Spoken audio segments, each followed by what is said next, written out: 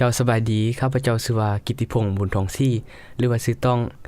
ข้าพเจ้าเป็นคนมาจากสาธารณรัฐประชาธิปไตยประชาชนลาวมื้อนี้ข้าพเจ้าสิมาร้องเพลงเธอคือผู้ใด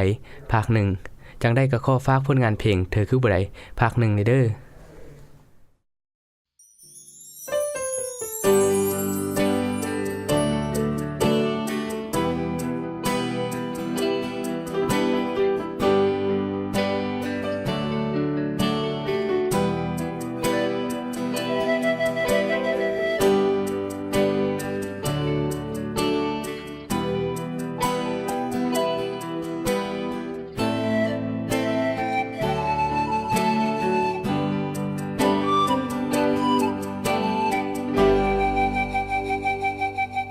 ในชีวิตของทุกคนที่เกิดมา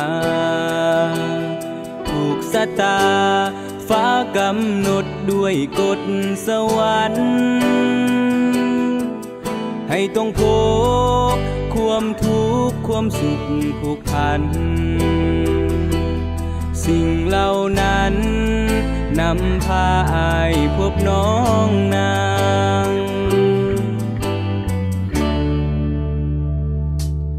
รูปโฉมงามน้องคนดีเป็นที่หนึ่งเป็นที่พึ่งหัวใจยามเหนื่อยล้าน่ารักเหลือเกินทางเดินชีวิตมีค่าสองเราร่วมสัญญาหักกันตลอดไป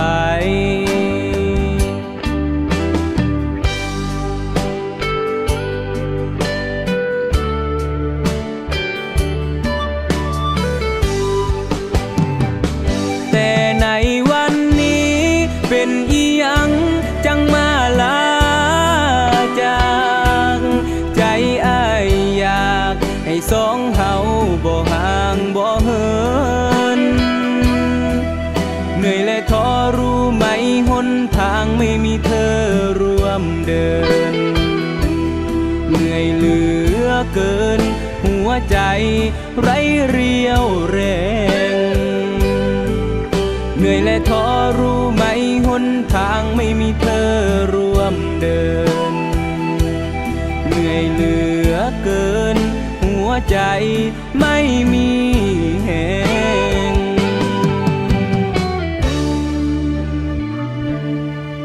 หากสวรรค์ได้สร้างฉันเกิดมาคู่ใครบอกได้ไหมเป็นผู้ใดใครคนนั้นอยากตามหาหักแท้อยากดูแลคนสำคัญอยากอยู่ด้วยกันไม่มีวันจากลา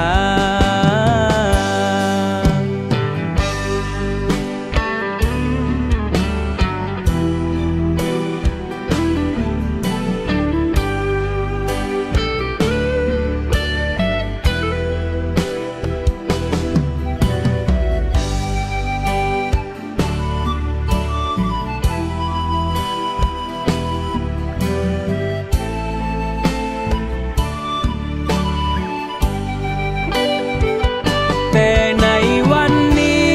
เป็นอีหยังจังมาลาจากใจอ้ายอยากให้สองเฮาบ่ห่างบ่เหินเหนื่อยและท้อรู้ไหมหนทางไม่มีเธอร่วมเดินเหนื่อยเหลือเกินหัวใจไร้เรี่ยวแรงเหนื่อยและท้อหูไหมหนทางไม่มีเธอร่วมเดินเหนื่อยเหลือเกินหัวใจบ่มีแหง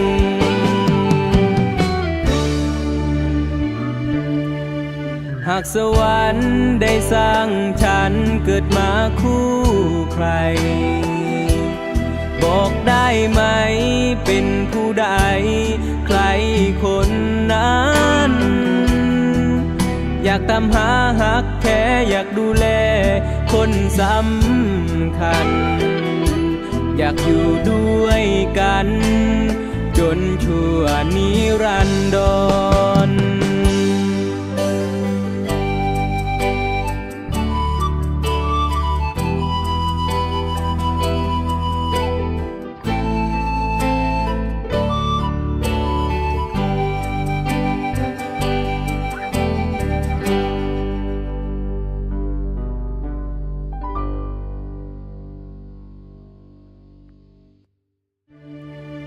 หากสวรรค์ได้สร้างฉันเกิดมาคู่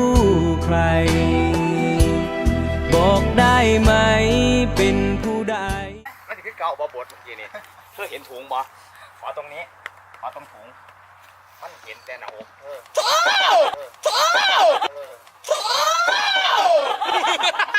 เอาตรงนี้นี่แหละของจม เอาสักที่บอกเอามาน้ำ ตกใจถอย หยุดอยู่นี่ตรงนี้เลยนะมาร์กเกือบไปเลย เอาห้า